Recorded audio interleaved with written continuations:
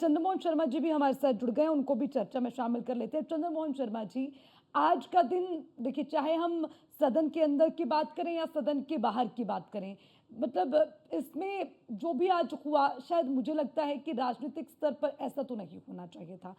सदन के अंदर की बात करें तो अतुल प्रधान जी को लेकर, जैसे कि योगेश मिश्रा जी ने तो अपनी बात रखी, लेकिन सवाल ये है कि आज उन्हें क्यों सत्र से निष्कासित करना पड़ गया? क्यों वहां पर स्पीकर साहब को ये कहना पड़ गया कि इन्हें सदन से बाहर कर लीजिए? पहली चीज। दूसरी चीज, जो सदन के बाहर हुआ, कांग्रेस लगातार प्रदर्शन कर रही है, उसमें एक कार्यकर्ता की जान भी चली जाती है। इस पर मैंने रोहित जी से सवाल पूछा, वो कह रहे हैं कि अगर अपनी बात रखनी है तो उसके लिए एक प्लेटफॉर्म है ना कार्यकर्ताओं के पास। कार्यकर्ताओं के पास, कांग्रेस के नेताओं के पास, सदन में जाइए आप, और कई कानूनी तरीके हैं जिस तरीके से आप अपनी बात रख सकते हैं। अब प्रदर्शन होता है, फिर इतनी बड़ी घटना हो जाती है, फिर इस पर जवाब देगा कौन? चाहे आजुराई की भी हम बात करें, आज उनकी भी स्थिति हमने देखी, उसके बाद आपके कार्यकर्ता की हम बात करें, उनकी जान चली गई। इस पर आपका क्या स्टैंड है? अच्छा, देखिए, आज लोकतंत्र के इस देश के अंदर इस लोकतंत्र की मर्यादा का हनन जहां उत्तर प्रदेश में हुआ, वहां दिल्ली के अंदर भी हुआ, और किस तरह से वो तार होकर छिन भिन हुआ।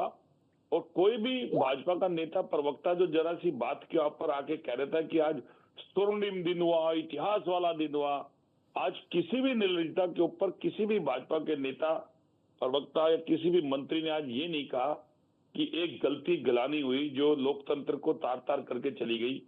और वो उस मंदिर में भी हुई जो लोकतंत्र का सबसे बड़ा मंदिर है दुनिया में, जिसके अंदर सबसे ज्यादा देश के नुमाइंदे चुने जाते हैं और वो नुमाइंदे चुनकर लोकसभा में आते हैं।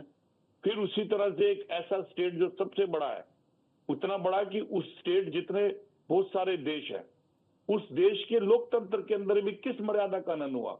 क्या एक मर्यादित पोस्ट पे बैठे हुए जो पदासीन है, क्या उसको इस मर्यादा का चरित्र दिखाना चाहिए? अगर ये मर्यादा का चरित्र, तो फिर लोकतंत्र नहीं है आज हिंदुस्तान के अंदर।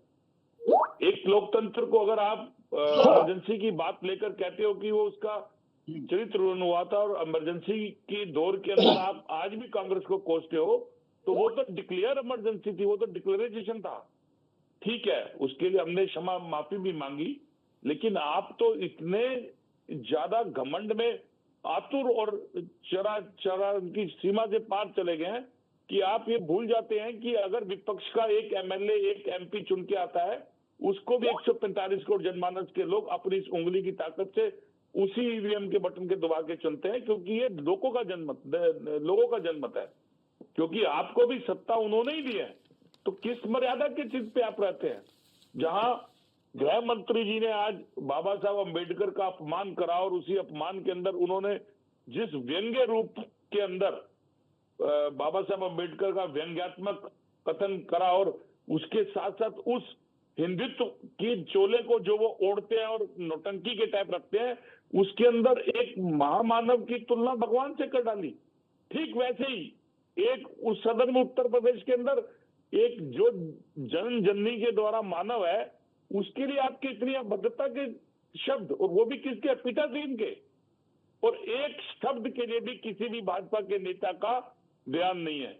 यहां से पता चलता है कि भारतीय जनता पार्टी के अंदर हिटलर चाहिए, लोकतंत्र नाम की चीज नहीं है। अगर ये किसी और पार्टी में होता, शायद मेरी विचारधारा अपनी पार्टी के नहीं सहमत होती, किसी और की नहीं होती, कोई ना कोई तो कमेंट्स आता है कि ये गलत है। लेकिन जिस पार्टी के अंदर हिटलर चाहिए हो, जिसमें एक ही व्यक्ति का एक ही देश के नाम से कह के एक ही व्यक्ति और एक ही व्यक्ति की पार्टी होगी, वहां पर देश का चरित्र हरण होगा, वहां पर सदन का चरित्र हरण होगा। वहां इस देश के चुना हुआ, चाहे वो एमएलए हो, वो एमपी हो, जो चुन के आया हो, अगर आपकी मात्रा कम है, आपकी संख्या कम है, तो भारतीय जनता पार्टी उसको अपमानित करेगी। ये आज इस देश ने देखा, उत्तर प्रदेश ने भी देखा।